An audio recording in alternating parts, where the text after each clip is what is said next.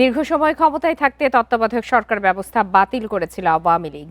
বিগত নির্বাচনে ভোটের আগের রাতেই আওয়ামী লীগকে বিজয়ী করে রাখা হয়, এমন মন্তব্য করেছেন জাতীয় নির্বাচন তদন্ত কমিশনের প্রধান সাবেক বিচারপতি শামীম হাসনাইন।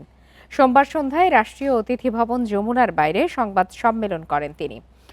আওয়ামী লীগ আমলের 3টি জাতীয় নির্বাচনের অনিয়ম নিয়ে পর্যালোচনা করেছে এই কমিশন।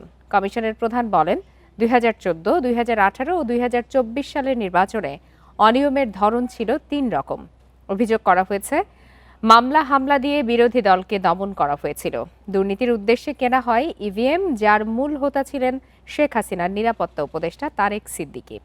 এদিকে সামনের নির্বাচনগুলোকে সুষ্ঠু করতে 40টি সুপারিশ করেছে তদন্ত কমিটি।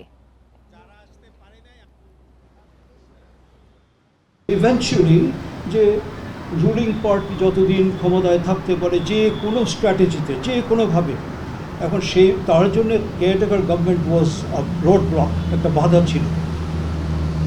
ওই সিস্টেমটা বাতিল করার পরে যে ইলেকশনটা হলো, তখন ইলেকশন কমিশন যেগুলো কমিশনের অ্যাপয়েন্টমেন্টসগুলো, এগুলো একটা নন ট্রান্সপ্যারেন্ট একটা পদ্ধতিতে সবাই এসছে।